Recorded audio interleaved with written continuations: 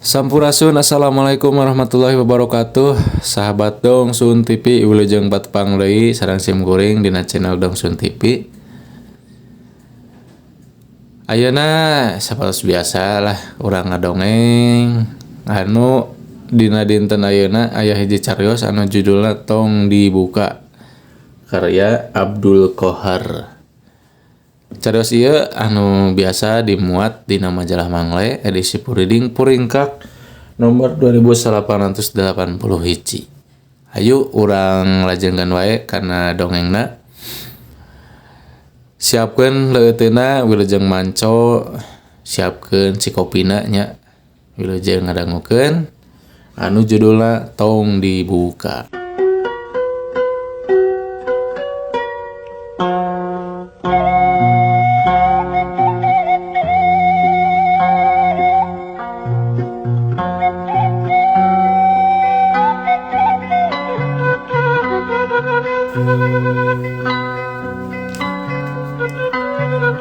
Kuring boga salaki ka urang jauh kahalangan ku 5 kabupaten. Nuturkeun salaki anu can boga imah kapaksa kudu daek saimah jeung mitoha.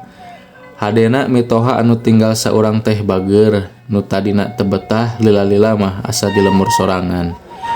3 bulan ti tas rumah tangga kuring ngalaman hal nu mata keung. Ari ras inget sok muringkak bulu punduk. Nyah beunta kaayaan kamar poek. Tadi mah caang salaki embungeun sare dina kaayaan saang. Sabalikna ti kuring ari poek sok asa eungap. Peupeuriheun ari keur pareum listrik aya deui alesan sejen nyaeta kaeureub-eureub. Caang di jero kamar jam dinding nuduhkeun pukul 11 peuting. Karasah yang kiih barang turun tina ranjang kadengi aya nu keketrok kana panto. Saha atuh wayah kieu anu nyemah? Nyaho waktuna sare. Eueuh kasopanan deui. Nu keketrok beuki tarik. Kaca eundeur. Tapi eta sora ngadadak eureun waktu kuring mukakeun panto kamar. Neuteub panto tepas anu tadi diketrokan nu teuing kusaha. Kusabab hayang kiih buru-buru leumpang satengah lumpat muruk kamar mandi di deket dapur. Saha atuh anu tadi keketrok? Grentes hate. Kuprak! Gayung plastik ragrag. Waktu rek dicokot sisi teuing jadi ragrag kana ubin. Keur sieun teh katambah ku sora tarik gayung ragrag. Hadina henteu peupeus. Ti luareun kamar mandi kadenge sora cihcir ngaliwatan ventilasi.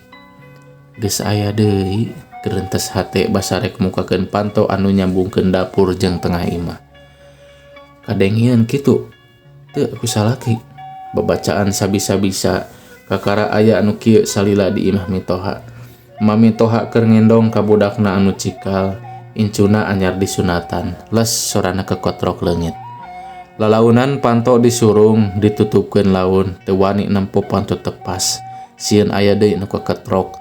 Untungna hordeng kaena kandel, ipis mah mata kaciri kalangkang nu aya di luar. Hordeng bunyi sup ka jero kamar salaki beukit tibra sarena. Kang, kuring ngaharewas. Salaki beunta teu ambek dumeh digudakeun. Geura sare deui ulah ngajak ngobrol wayah kieu. Sora salaki semu haros-hos. Kapaksa kuring nurut teu bisa sare nangkep ka salaki nu awakna gede. Hadena eueuh jendela di kamar. Aya mah sieun aya nu ngetrokan jendela jeung aya anu muka. Muga ulah aya deui anu keketrok kana panto. Naon anu kajadian tadi peuting karek inget wanci asar. Salaki deui teu nanyakeun kana naon nu tadi peuting rek dicaritakeun waktu isuk-isuk memeh digawe. Asak sangu? Tanya salaki. Asak atuh, deungeunna goreng hayam, ceuk kuring. Nungguan salaki nu rek dahar, engke geus dahar rek dicaritakeun naon anu kajadian tadi peuting. Ngan salaki ngajak nyarita bari dahar. Ari tadi peuting aya naon? Tanyana semu ngosom. Puguh akang, kuring ngadenge sora anu keketrok kana panto, ceuk kuring. Wah, dedengean meureun. Manasina lamun urang ngawarung. Kawas babaturan akang nu dagang di imah nu meuli teh sok tara apa kana waktu. Leuheung mun meulina mawa duit, ieu mah nganjuk pokna. Bener, tabuh 11 waktu kuring kacai cek kuring. Salaki netep kuring tas mandi salaki ngajakan ngendong ka imah lancekna. Ayo, kuring panuju sieun di imah sieun engke peuting aya deui sora nu kaketrok kana panto tepas. Ti imah metoha ka imah lancek lumayan jauh, inditna numpak motor. Kang, sahanya anu kaketrok kana panto? Kuring nanya di satengahing perjalanan. Teu aneh, cek salaki. Kuring karek apal geuning geus lila sok aya sora nu kaketrok kana panto tepas dina wanci tengah peuting.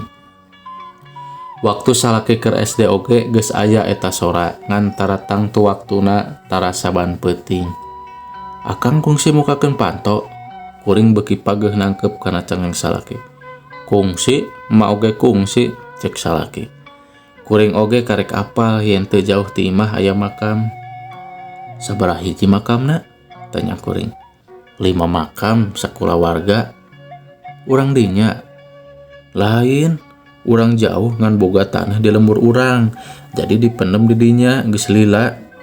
Jadi nu ngajung jurigan eta anu geus maot teh. Teuing ngan basaku akang ditoong tina kaca sanggeus nu kaketrok ilang. Aju nu hiber kabelah ayana makam. Nu ku emak katempo oge kitu. Ari ka imah batur sarua aya. Ka imah akang ngungkul sabab pangdeuketna ka eta makam. Rek naon atuh? Paling hayang milu ngarerep tiriseun. Teu lucu ah. Kuring nyiwit cangkeng salaki. Cek mitoha ka eta makam tara aya nu ngembang teuing di marana kulawargana. Waktu anyar dipendem mah sok aya keneh dulurna nu imahna di tetangga kecamatan. Kitu cek mitoha. Ku mitoha sok dibersihan saban poe Jumaah bari ngadoakeun. Ngendong di imah lancek salaki batur geus sarare. Ari kuring nyeleuk keneh inget kana omongan salaki jeung mitoha. Kitu deui dahuan nyaritakeun pangalamanana waktu can misah imah. Mata kukurayeun jadi embung cicing deui di imah mitoha. Rek mulang ka lembur sorangan jauh. Ti imah mitoha ka imah warga rada anggang, ka imah batur mah cenah tara aya nu kaketrok kana panto wayah peuting. Saha eta? Kerentas hate. Kana panto dapur aya nu kaketrok, rek ngahudangkeun dahuan teu wani. Atawa kuring salah dedengean kitu. Ceulik ditutupan ku bantal tapi angger kadenge. Ari tempat kuring ngedeng aja di kamar nu deukeut ka dapur. Saha eta? Tanya kuring. Taya nu nembal, eueuh nu ngetrokan deui panto ayeuna mah. Hadena kuring teu hayang kajamban. Ih, saha atuh eta? Aya deui sora. Nah ngarendong kabeh. Cek hiji sora anu ngirum. Bulu punduk carengkat, sora lalaki anu teuing saha kakara saumur nyunyuhun hulu aya nu kieu. Salaki ngulisik, tong dibuka pantona. Api-api teu ngadenge we geura sare. Cek salaki bari matana angger peureum. Saha atuh Kang? Kuring nangkot kana awakna anu seungit. Nu tadi dicaritakeun, pokna naon. Nuturkeun kitu. Nya keun wae moal naon ieu. Kabayang imah nu ditinggalkeun di asupan jurig eta di kuburan. Ah, piraku. Bisi we ieu anggapan teh papalimpang jeung ajaran agama. Milu ka imah kuring sakulawarga tiris. Ayeuna mah sora awewe anu sarua ngirungna. Meureun pamajikanana. Teu lila kadenge aya sora anu caririk, sora barudak. Ting saryak ngadengena mata kukurayeun. Anehna nu aya di imah kaasup pribumi teu kagareuwahkeun iwal kuring anu can sare sahingga ngadenge eta sora. Tiluan marulang, emak mitoha di tengah kuring hoream mulang ka imah. Satepina ka imah kuring ngajugjug ka makam aya belah kalireun imah. Nya geuning aya makam.